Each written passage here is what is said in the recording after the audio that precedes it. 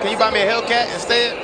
Bro, you already got a Hellcat. I follow you. Matter of fact, you got the Dodge Charger and you just got the Hellcat truck. Yes, sir. See? Yes, sir. I know you did. Hey, I'll tell you what. We're going to ride next to each other. I don't want to use the term race, but we're just going to ride next to each other. There we go. And just see, there we go. See who gets to point A from point B first. There we go. But I'm letting you know right now, I'm coming with 1,200 horsepower. I got that in the truck too. No, you don't. Yes, I do. I promise you. I promise you I got it. No, you don't. It just got. I swear to God, I do. No, you don't. Okay. All right, we'll see. We're gonna see, Shaq. We're gonna set it up. You ain't got 12. Okay, bet. Okay, you gonna see. You gonna see. I'll tell you what. If you beat me from point A to B, you can have all my help. How about that? Well, you know this is recorded, right, Shaq? And here we go. All right, guys. So I just recorded that little clip right there. That was between Shaquille O'Neal, Shaq, and Desi Banks. You know what I'm saying? And they were hosting the All-Star game on TNT. And they had like a little segment where they were kind of giving their play-by-play or whatever and speaking on the game. I just thought that clip was interesting because you got two guys talking about Hellcats, two celebrities talking about Hellcats. I think Desi's got a Hellcat Durango, and Shaq, I know for a fact Shaq's got a Hellcat Charger because I've seen his. But the reason that I bring that little clip up, man, is like, you know, we talk a lot of stuff about Mopars, a lot of negativity about Mopars being expensive, stolen, this, that, and the other. I'm going to be honest with you. I love my Hellcat. You know what I mean? I love my Mopar. I actually got two Mopars. I got a Grand Cherokee. That's my daily. And then I've got the Hellcat Charger, which is my baby. I mean, I love that car. You know what I'm saying? And clearly you guys love that car too. Otherwise you wouldn't be watching me. But, you know, not only do I love that car, but I love the culture around the car. You know, the positive culture around the car. The people that I meet, the events that I get to go to, the people that I get to meet because of the car, at the events that I go to, all of that stuff. The whole culture surrounding it. Now, are there some negative aspects of it? Sure. You know, and I've talked about those numerous times. But regardless of that, guys, I mean, I couldn't sit here and talk all this negativity about Mopar while I own a Mopar and I'm paying, you know, a ass load of money every month for that car, as well as the parts, maintenance, and so on and so forth. So, I mean, I say that to say, and I make this video to say, the Mopar culture is still alive and well. People still want Hellcats, Scatpacks, RTs, GTs, Chargers, Challengers, Durangos, T-Rex, Trackhawks, all those cars. Those cars are still, you know, cultural phenomenon right now. You know, they're still interesting. They're still some of the, by far, the most fun cars that you can buy. I guarantee you, if you went up to anybody on the street and said, hey, listen, I can give you a brand new Scatpack Charger for $30,000, 90% of the population would jump on it. Even people with Scatpacks would jump on it. Even people with Mustangs and Camaros would jump on it because they know how fun and how powerful these cars are. And they know what it means when, you know, you pull up and you see somebody in a 392 or a Hellcat or an RT.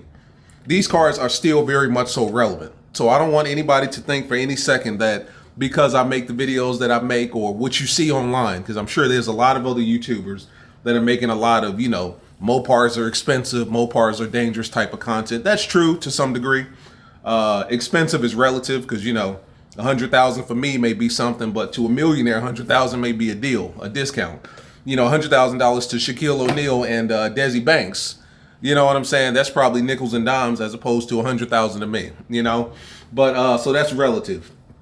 Do they get stolen? To some degree. It just depends on your neighborhood and your environment. Because I've had 3 Mopars. I had my V6 Charger, rally package, and this is before people were even on Chargers and Challengers like that. And I say that to say, like, before the culture blew up. I had my V6. I had my Scatpack wide body. I was one of 3 in Charlotte with the Scatpack wide body, to my knowledge. There was 2 other people that I knew that had Scatpack wide bodies, and even with them, I think I had mine before them. Yeah, so I might have been first 3 in Charlotte with the wide body Scatpack. I'm not tooting my own horn. I really believe that that's the case. But and then of course I got my Hellcat. None of those cars, knock on wood, have been broken into. None of those cars have been stolen. You know, I've never had any issues with any of those cars as far as any you know, illegal or nefarious activity. So it's one thing that I make all of these, you know, these Chargers are dangerous and deadly type videos. That could be true, or that is true in certain environments in certain parts of the world. Fortunately for me, you know, God bless me, I haven't had that issue. None of my cars have been broken into. Once again, knocking on wood, thank the big man upstairs. Hopefully that never happens. So realistically speaking, I've had nothing but positive experiences with Mopars. I mean, even from a drivability and maintenance issue. Like I saw something on TikTok and they were doing this challenge where they was like, what brand or what car do you think will make it over 300,000 miles? And everybody was like, oh, Toyota, Honda. Everybody was saying Honda for the most part because, you know, they're good cars. And then one mechanic was like, whatever car you keep well maintained will make it over 300,000 miles. And that's the honest to God truth. And that goes for Mopars. That goes for Chargers, Challengers, Durangos, Scatpacks, Hellcats. You know what I'm saying? I know a guy personally that daily drives his Hellcat. He's got over 119,000 miles on his car. He hasn't had any like major engine or major transmission, major drivetrain work because he maintains his car. Oil changes, he gets that done. Tire rotations, he gets that done. When it hit the 70,000 mile mark, he got a whole bunch of stuff done to it, you know, as you should. He maintained his car. These cars are good. They're fun to drive. They're reliable. They're dependable. They look good. They hold their value really well. And if you take care of them, they'll take care of you. I love the Mopar culture. I love Chargers and Challengers. I love my Charger. I wouldn't trade it for anything. Oftentimes I'll make videos about, oh, I'm going to trade my Charger in for a Camaro, or I'm going to trade it in for I made a recent post where I was like, yeah, I'm going to trade my Hellcat in for a Super B. I would never do that shit. You know what I'm saying? That's just for the sake of, I guess, SEO, you know, search engine optimization type stuff, you know, just for the sake of the YouTube algorithm and this, that, and the other. But I love my car. And I plan on keeping my Hellcat as long as I possibly can. You know, will I go electric? Only the future knows. You know, time will tell. I think we all will go electric eventually. Let's just be real here. 10, 15 years down the line, I'm sure all of us will be driving something that's powered by an iPhone, you know, or powered by a A12, A15 Bionic chip. You know what I mean? Like, that's just the reality of it. Is that now? No, I don't see myself doing that now. And I also don't see myself leaving Mopar anytime soon, you know? These are still very popular, highly sought after cars. And when I say highly sought after, I'm not talking about like people trying to steal them. I'm just saying people really like these cars. They're interesting. They're fun to drive. It's a whole culture around them. It's all good. So for all you guys that's on the fence about whether or not you want to go Mopar or not, go Mopar. Get your Charger, get your Challenger, get your Scat, get your Cat, get your RT. Get what you want and have fun with it. There's nothing wrong with these cars. They're great cars. They're dependable. They're reliable. They're all that stuff. These cars have won numerous awards over the years for its reliability and dependability and all that stuff. So don't let people talk you out of, you know, buying a Charger or a Challenger. Oh, they're not reliable. They're expensive. They're gas guzzlers. The car will treat you the way that you treat the car. Simple and plain. My Scatpack, I put 70,000 miles on it, had no issues with it. My V6 before that, before I got rid of it, I put 97,000 miles on it. I never had any issues with it. You know what I'm saying? Other than just the routine stuff that it's expected, you know? All of these cars will get you 100 plus thousand miles with no issue, provided you do what you're supposed to do as the owner. Other than that, man, these cars are still hot. People are still driving Mopars. Dealerships are still selling Mopars. You know, my DMs are flooded with people. Hey, listen, do I have the appropriate credit score for a Scat or a Cat? How much money do you think I should put down on a Scat or a Cat? Is this a good deal? People will hit me in the DM and say, listen, I'm looking at a 2019 Scat and they want 28. Is that a good deal? Or I'm looking at a 2020 Hellcat and they want 60. Is that a good deal? People still want these cars. They're still in high demand. And if you are Team Mopar, stay Team Mopar. I'm Team Mopar. I'm always going to be loyal to Team Mopar. I don't plan on going anywhere else. You know what I mean? That's about it, guys. I just wanted to hit you with a real quick video because after seeing that clip with Shaq and Desi, you know, these are two superstars. You know what I'm saying? Two stars, or however you want to classify them. And they're talking about Hellcats and Scatpacks, the same cars that you and I drive.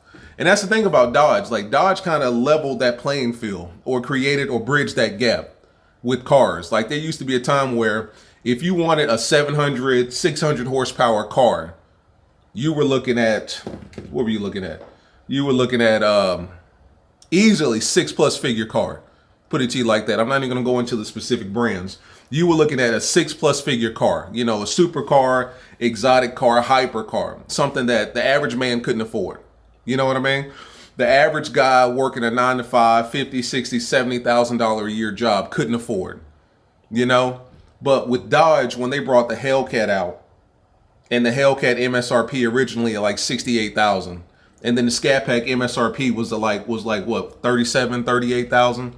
They bridged that gap. They made power for the common man, you know. And when I listen to Desi Banks and Shaquille O'Neal and all these other celebrities talk about their Hellcats, or when I'm watching, you know, Architectural Digest, you know, on YouTube, and I see a basketball player or athlete of some sort or an actor, and he's got a Hellcat or a Scatpack or something like that, I look at that and I'm like, damn, I got the same car, or I had the same car. You know what I'm saying? Me and that guy on TV have something in common. Whereas 20 years ago, there's no way in hell you would be able to say that, you know? You would never be able to say, oh, I've got a Lamborghini. Nobody can afford a Lamborghini. Well, most people can't afford a Lamborghini. But what Dodge did with the Charger and the Challenger and the Hellcat specifically, you know, it bridged that gap for everybody to be able to join in and enjoy it. So Mopars are still alive and well. Get your Mopar, save up for it, make sure you make the smart decision on it or whatever as far as finances are concerned. Enjoy your Mopar, guys. Enjoy your car, have fun with it, treat it right. Stay out of trouble with it. But most importantly, man, you know, it's always Team Mopar. Always Team Mopar. And I just thought that that clip between Desi Banks and Shaquille was cool because here they are on this national platform talking about Hellcats and Scatpacks, or racing Hellcats. Apparently Shaquille O'Neal's Charger is 1,200 horsepower and Desi's Durango is 1,200. So those cars are putting down some serious power. Serious power. 1,200 anything is serious power, let alone in a Hellcat. So I just thought that was interesting, guys. Like, subscribe, comment, man. It's always Team Mopar over here, regardless of whatever tone you think that I'm giving you in my videos. It's always Team Mopar. And that's not going to change anytime soon. See you guys in the next one, man. Peace.